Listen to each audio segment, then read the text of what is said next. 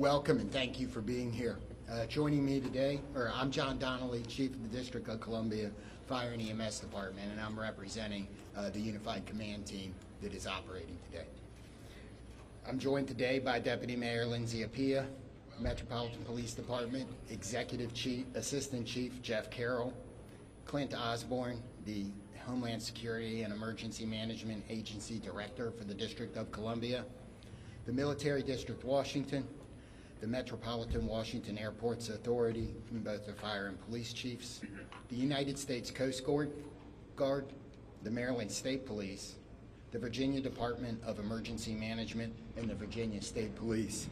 And I'd like to thank all of them for being here as well. We are here at Reagan National Airport with our Unified Command Team, and we will provide an update on where recovery efforts stand. We'll also give more information about the cadence of updates from Unified Command going forward. I'm joined today by Terry Liercke from the Metropolitan Washington Airports Authority and the other members of the Unified Command Team. As we continue to learn more about the victims, we are sharing our prayers and condolences with the families of the loved ones and those who were lost in this tragedy.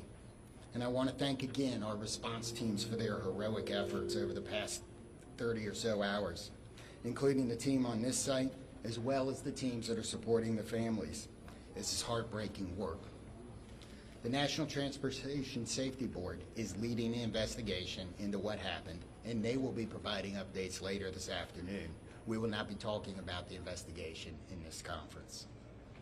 So Terry Liercke from the Metropolitan Washington Airports Authority will now provide an update on airport operations, and then I will update you on the activities since our last briefing and the activities over the next operational period.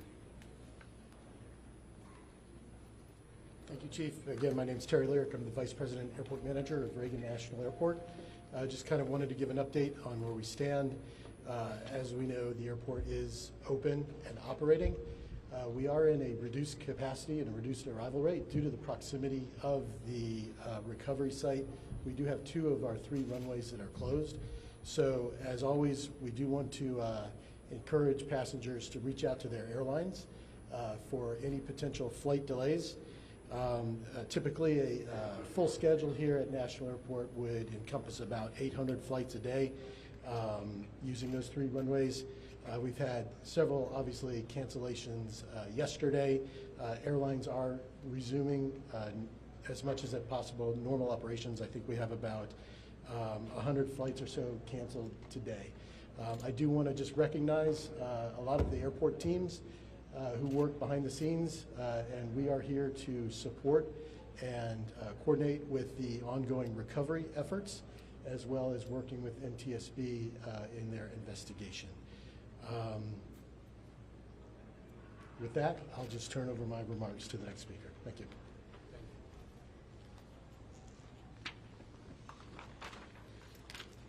So, overnight, our teams continued search operations and surface work, including side sonar scanning, shoreline searches, and aerial searches. Also, 2 Coast Guard cutters have arrived on station, and you may be able to see them out there on the water. Other efforts off-site included the NTSB, American and PAL Airlines, and district officials meeting with families at the Family Assistance Center and providing the support that they need to get through this horrible event. We've identified we have recovered 41 sets of remains, and 28 of those victims have been positively identified. And as of 6 a.m. this morning, next of kin notifications have been made to 18 families. Going forward with our recovery operations, search teams will continue to work the site. We'll do side sonar scanning, searching the shoreline, and aerial operations. Our dive teams are working in targeted areas, and additional Coast Guard assets will arrive this afternoon. The salvage crews have begun to arrive on the scene, and they're assessing the work that's going to be needed to recover the aircraft from the water. We expect those operations to begin no later than tomorrow afternoon. The teams are also working the shoreline down the river, as we do expect some debris to be dragged by the current. And if members of the public believe they have information or have discovered potential wreckage, we're asking you not to touch it and to call 911, and we will send somebody out to get it. Supporting the response team. This has been a tough response for a lot of our people. We've had over 300 responders operating at one time, and I think we've got about 500 people that have worked through the site. So the Unified Command has activated peer support for its first responders to make sure that everybody has somebody that can help us get through this. And the outpouring of support, people like the World Central Kitchens Relief Team and many of the local restaurants, the restaurants here at the airport, have supported the people working, making sure they have food so they don't have to stop. And I want to thank the rest of the community for their outpouring of support and the messages that they have given to the firefighters, police officers, military officials, and everybody else that's working. If you want to help, the Greater Washington Community Foundation has a relief fund. You can donate at the link above. We also, be careful, avoid your fundraising scams, only trust verified sources, and ways you can help is to amplify that message using trusted sources on social media. Exercise patience through the transition as this impacts the region. Things like the delays at the airport, people are going to need your grace. Yeah, I know we've got a lot of vehicles around. We've got some areas closed that are normally open to the public around the river, and we need your patience in that. Check in on your friends and neighbors, and if you're feeling anything about this event, please call the crisis hotline, talk to a medical professional, and you can use 988 on your phone. What have we got here? Is that the last one? So with that, we're going to be able to take a few questions. I'm going to start over here, and we'll work our way across. 1, 2, 3. Yes, sir. It's Campbell Roberts from the New York Times. Can you talk about the FAA's decision to restrict helicopter flights in around National Airport? So the question is, can anybody talk about the FAA's decision to restrict flights in and around National Airport? I don't believe we have any. So that's probably beyond the scope of this interview. You'll have the NTSB later, and that's something I might ask them. Yes, sir. Chief Skyler Hunter with CBS News. Given the time that has passed, can you describe the conditions right now as it relates to the recovery process and whether you all think that y'all will be able to recover more bodies?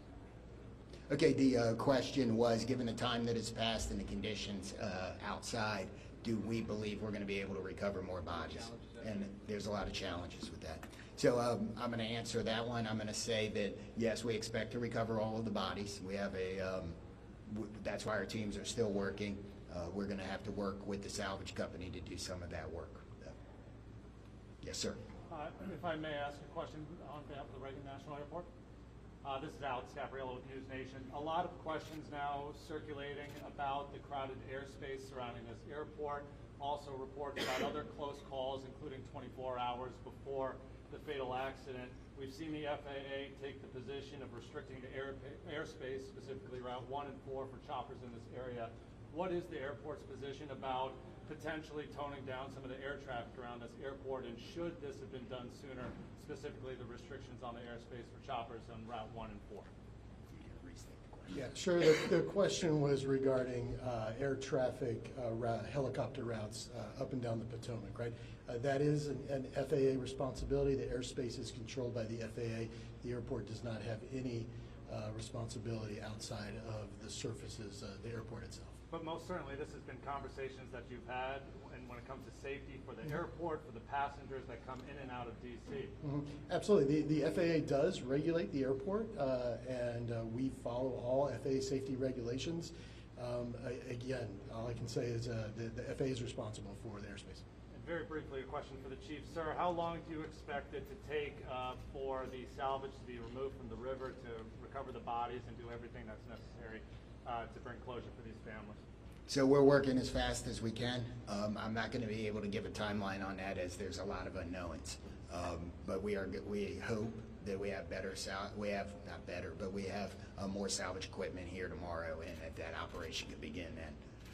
So next three questions. 1, 2, 3. Yeah, Chief Perry Russell, ABC News. How is weather affecting recovery efforts? Rain today, rain forecast later. What are the elements inside the river? How has all of this affected recovery? So the question is, how does the weather affect the recovery operation? In my view, it may slow it down slightly, but all of the units out here, all of the people work year-round in all conditions. We're going to be careful.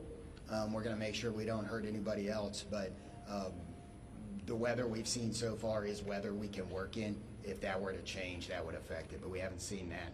I mean, one question at a time. Chief, you talked earlier about access to the site and to gain access to that area. We don't think that ice was a real problem that day, but the John Glenn has been out of service for some time. Do you have an update on when that vessel can be put back in So service? the question is access to the site and the John Glenn is the fireboat for the District of Columbia. So what I referred to on access to the site is things like Gravelly Point being closed and that being lost as a local recreation area while we're working. There was some ice on the river.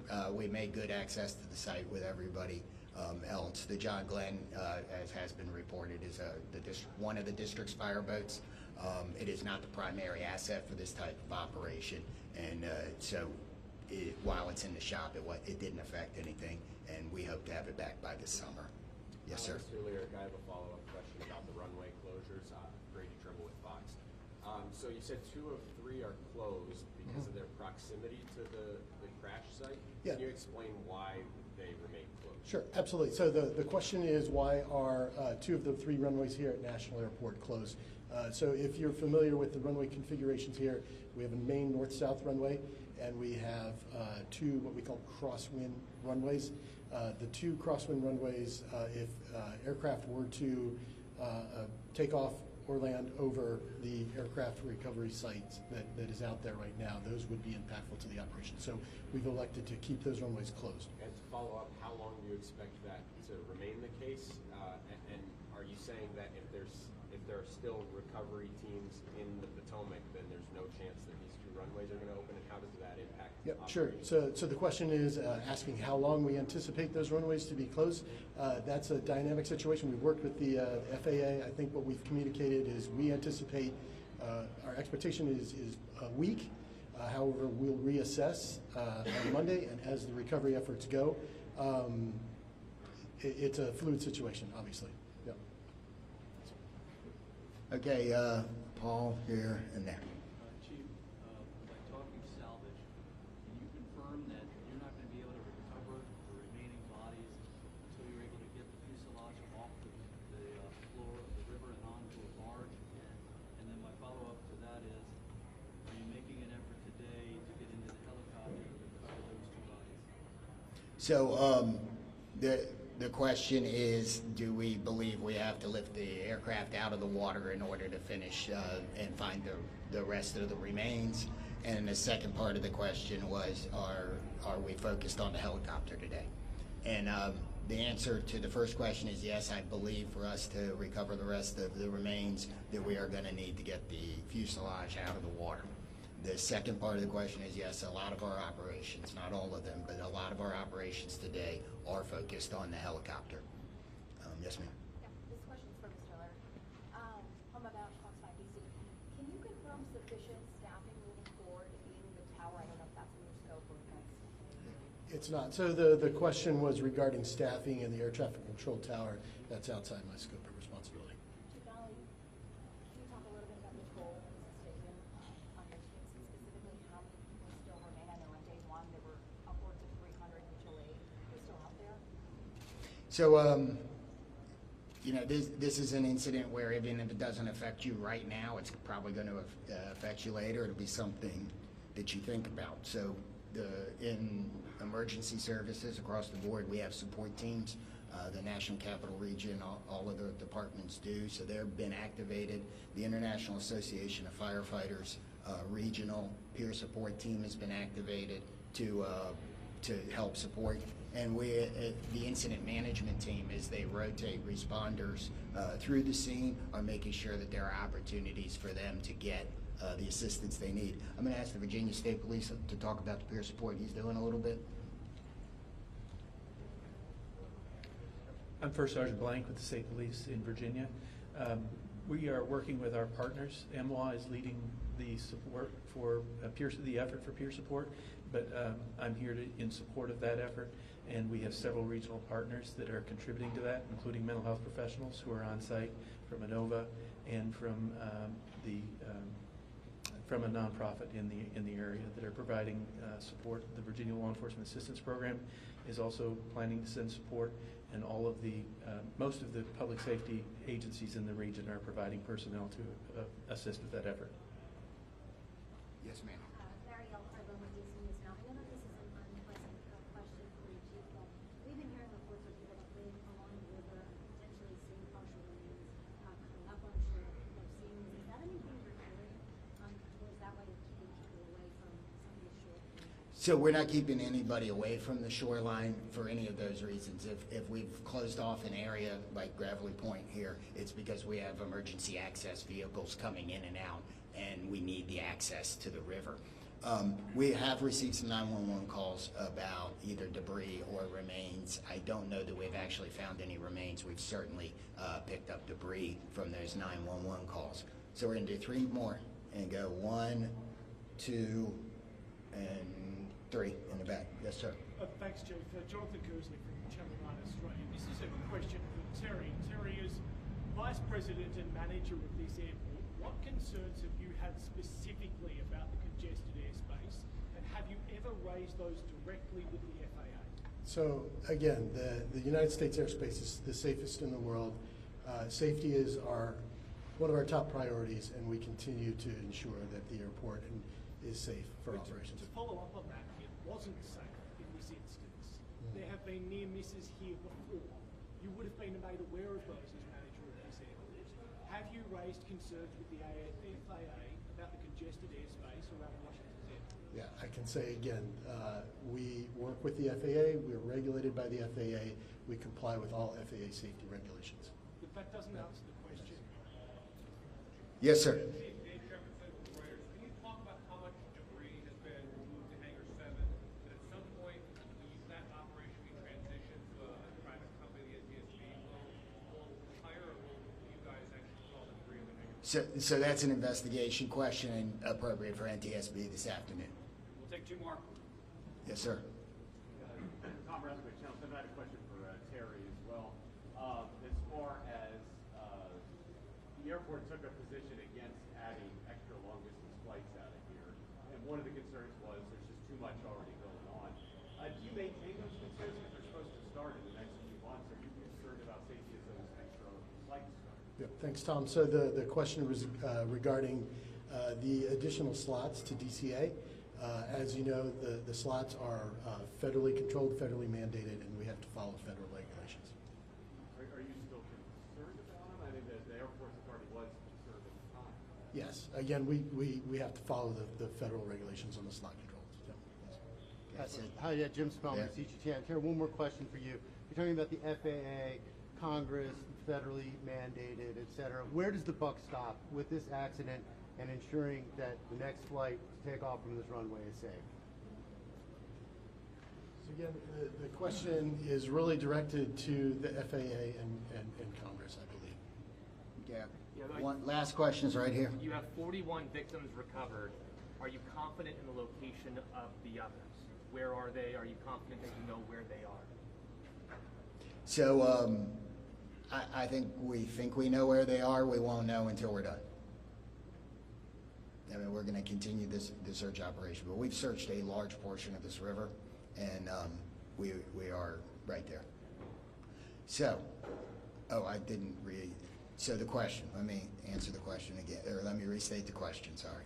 The question was, are we confident we know where the other remains are, and that it couples with the question about removing the aircraft. I believe that when we remove the aircraft, that will help us resolve this number. If it doesn't, we will continue the search. Okay. That's the process. You take the salvage, the fuselage out. You're going to put it on just reiterate that process, what that looks like. Removing it, putting it on a barge. Is that right? So some of that isn't decided yet. We'll have to see what the salvage team is doing once they get all of their equipment here. So we may have more on that tomorrow, but so I don't know the exact process today. So thank you all for coming today. We hopefully we answered your questions. We are going to do this again tomorrow. I don't have the time yet, but we will push that out so we can provide the same type of update. Thank you. Thanks, Chief.